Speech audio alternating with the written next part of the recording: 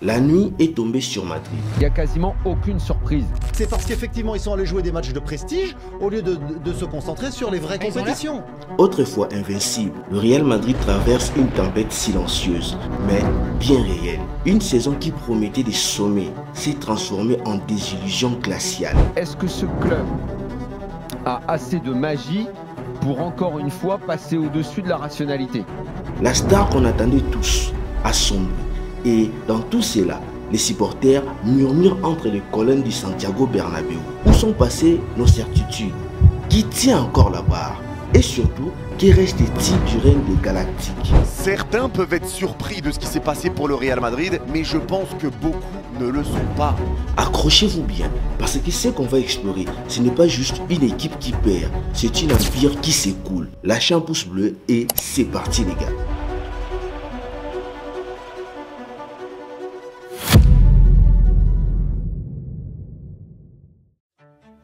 Tout a commencé il y a plus de 20 ans. L'an 2000, Florentino Pérez, fraîchement élu à la tête du club, il arrive avec une promesse électorale qui va tout changer. Faire venir le plus grand star de la planète. Pas des bons joueurs, non, pas du tout, mais des noms et surtout des icônes. Alors, il commence fort, vraiment très fort. Il va chercher Luis Figo au FC Barcelone, les rival de toujours. Un transfert record, un coup de tonnerre, voler les joyaux de l'ennemi. Ça, c'est plus qu'un transfert, c'est une déclaration de guerre. Mais Pérez ne s'arrête pas là. Un an plus tard, il signe Zinedine Zidane, des Galactiques, des coups de maître. Et vous savez quoi? Ça marche. La Liga en 2001, la Ligue des Champions en 2002, tout semblait parfait. Mais voilà, ce n'était que les débuts. Et ces débuts, c'est aussi la racine du déséquilibre. Pérez, enivré par la réussite de son plan, n'en veut pas juste un peu. Il en veut toujours plus. Plus de noms, plus de stars. Et il ne le sait pas encore. Mais c'est là que les rêves commencent à se fissurer.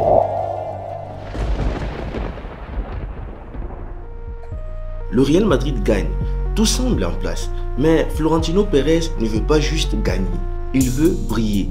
Et pour briller, il va chercher la star planétaire du moment, David Beckham. À première vue, c'est un coup de génie. Beckham, c'est la classe, le charisme, une marque à lui tout seul. Mais sur les terrains, eh bien, c'est un problème. Il vient jouer là où Figo régnait déjà. Résultat, les dés se marchent dessus. Un jour, c'est Figo qu'on décale à gauche. Un autre, c'est Beckham qu'on force à jouer au milieu central. Des icônes. Un seul espace. Et le terrain devient une scène de théâtre trop étroite. Mais vous savez quoi? Les coups les plus durs, c'est Makelele, le moteur de cette équipe à l'époque. Lui qui fait briller les autres. Makelele demande une revalorisation. Et Pérez, il refuse. Alors, il les laisse partir. Et là, c'est le début du naufrage. Le Real a le paillette, mais plus la structure. Il empile les stars, mais oublie l'équilibre. Et puis, il y a ce cas avec Samuel Eto'o. Madrid possédait 50% de son contrat avec Majorque. Et Pérez pensait qu'avec Raúl et Ronaldo, ils ont déjà les meilleures attaques de la Liga. Pérez vend ses droits en 2004 et Eto'o rejoint le FC Barcelone. Il les aide à rafler la Liga en 2005, 2006, 2009 et la Ligue des Champions en 2006 et 2009. Pendant ces temps, Pérez recrute Michael Owen, les Ballons d'Or 2001. Certes, mais complètement en déclin. Il fait une saison puis s'en va. Le symbole ultime, c'est le départ de David Beckham vers les États-Unis. C'est la fin d'un rêve, la fin d'une époque. Figo à l'Inter, Zidane à la retraite, Ronaldo à Milan. Une génération dorée, mais qui finit les mains vides. Des millions dépensés pour des trophées absents. Mais le plus ironique, c'est que les mêmes erreurs sont en train de se répéter aujourd'hui et maintenant, avec un nom tout aussi cliquant. Kylian Mbappé.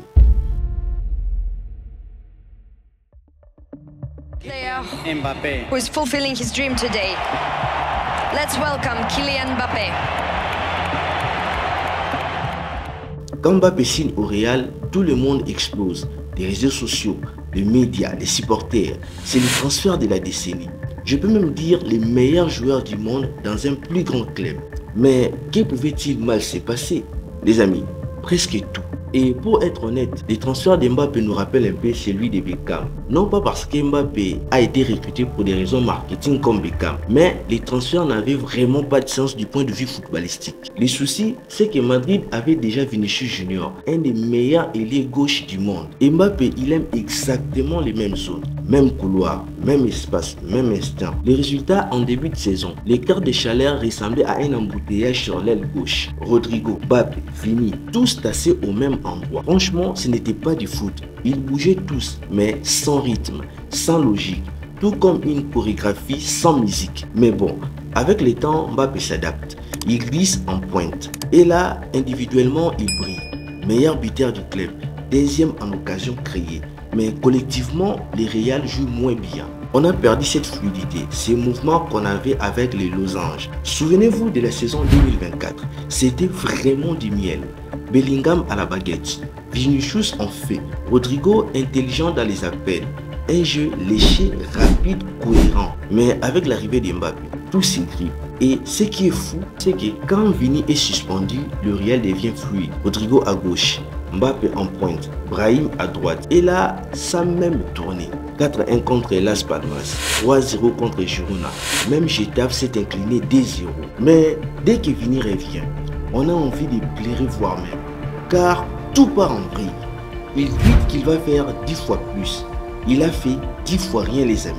Aucun dribble réussi, aucune intercelle. Et pendant ce temps, Mbappé traîne les pieds, ne court plus, ne presse pas. Et c'est là que Jude Bellingham entre en mode soldat. Le gars fait tout, des courses offensives, des replis défensifs, des combinaisons. Mais il est seul, isolé, épuisé. Il était censé être le joueur des céréales, post-Benzema. Mais depuis l'arrivée de Donatello, le gars passe sa vie à colmater les brèches. Son rendement chute, ses stats aussi. Et pourtant, personne ne peut le nier. Il est toujours aussi bon. Mais voilà, une équipe, ce n'est pas juste une addition de stars, c'est une construction. Mais attendez les amis, parce que ces déséquilibres-là, il n'est pas tombé du ciel. Il a des racines profondes. Et pour comprendre le bordel d'aujourd'hui, il faut regarder dans le rétroviseur. Cette équipe du Real, il y a trop de stars. Ils ne sont pas éliminés, ils n'ont pas perdu à cause des performances de Kylian. Tu exagères là. Ils ont perdu. Il n'a pas aidé, excuse-moi. Certes, Mbappé n'est pas le seul souci dans ce Real. Parce que ce qu'on vit aujourd'hui, c'est une copie modernisée. Une vieille scénario déjà vu. Rappelle-toi de la deuxième vague des Galactiques. Version 2009. Kaka, Cristiano Ronaldo, Benzema, Xabi Alonso. Une vraie armée. Mais la première saison, 0 trophée. Éliminé dès le 8e de finale de la Ligue des Champions. 5 saisons d'affilée sans atteindre l'écart. 5 saisons à échouer malgré tous ces Avengers. Et puis, un homme est arrivé. José Mourinho. Il ne vient pas juste pour entraîner. Il vient pour reconstruire une mentalité. Il apporte la haine de la défaite, la structure. Et surtout, il attend des bons renforts. Pas forcément le plus célèbre, mais le plus utile. Modric en 2012, Bale en 2013, Kroos en 2014. Ce qui n'est pas flashy sur Insta, mais sur le terrain, ce sont eux qui transforment Madrid. Ce sont eux qui lancent l'ère des Ligues des Champions année après année, de 2014 en 2018. Parce que sans eux, même Ronaldo ne pouvait pas tout faire. Aujourd'hui, il n'y a plus que Modric. Et les gars, il a presque 40 ans. Et qui pourrait prendre ces flambeaux? Valverde, Camavinga, Bellingham, ils sont bons. Oui, mais aucun n'a les profits d'un chef d'orchestre. Celui qui calme un match, qui dicte les tampons, qui fait jouer les autres. Et Arda Güler, selon moi, c'est le seul qui pouvait peut-être ressembler à ses profils. Mais Carlo ne les fait pas jouer. Pourquoi? Parce qu'il préfère s'appuyer sur les grands noms.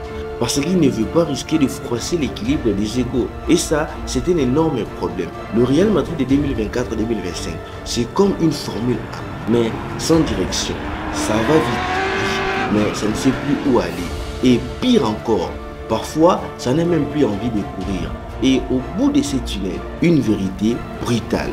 Ce n'est pas juste une mauvaise passe, c'est peut-être un cycle qui se répète. Sauf qu'en 2025, il y a un truc qui cloche. Ce n'est pas qu'on n'a pas les joueurs, mais on les utilise comme si on n'avait rien appris des 20 dernières années.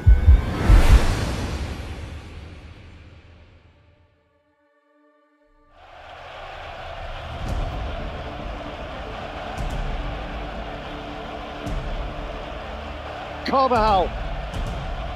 It's Carvajal's cross. Rodrigo! Oh, extraordinary! They prayed for miracles, and miracles arrived. Real Madrid, the team of dreams. On le sait tous, le Real Madrid finit toujours par se relever. Mais cette fois, il va falloir agir vite. Parce que l'histoire ne pardonne pas à ceux qui répètent les mêmes erreurs. Ancelotti, un homme respecté, un gentleman, mais aussi un coach qui s'entête. Il a géré 2024 comme un chef d'orchestre blessé. Beaucoup de casses, peu d'options. Et il a tout de même ramené des titres. Il donne à peine quelques minutes à Arda Güler, alors que les gamins pourraient incarner le futur. Et pourtant, l'exemple est là, juste en face. Barcelone, il ne claque pas des millions comme Perez, mais il forme, il structure, il anticipe. Un peu comme en 2006 et 2011. Aujourd'hui, c'est encore la même formule. Un peu de Lewandowski, un peu de Rafinha, mais surtout beaucoup de Yamal. Masia prend le dessus encore une fois. Et surtout, quand tu perds en Classico, tu n'as plus le luxe de faire semblant. Le plus ironique, c'est que cette troisième version des Galactiques devait être la bonne. Pas des trentenaires cramés, pas un projet en reconstruction. Non, juste une équipe jeune, déjà championne, déjà rodée, avec Vinicius, Rodrigo, Bellingham, Valverde, Camavinga, Tchouaméni, tous encore là depuis 2022. Tous prêts à construire un empire. Et pourtant, on est là. Une équipe qui se cherche, qui n'a ni l'équilibre du passé, ni la vision du futur. Mais bon, ce n'est pas foutu non plus. Il reste du talent, beaucoup. Il reste de l'expérience et une institution plus grande que tout.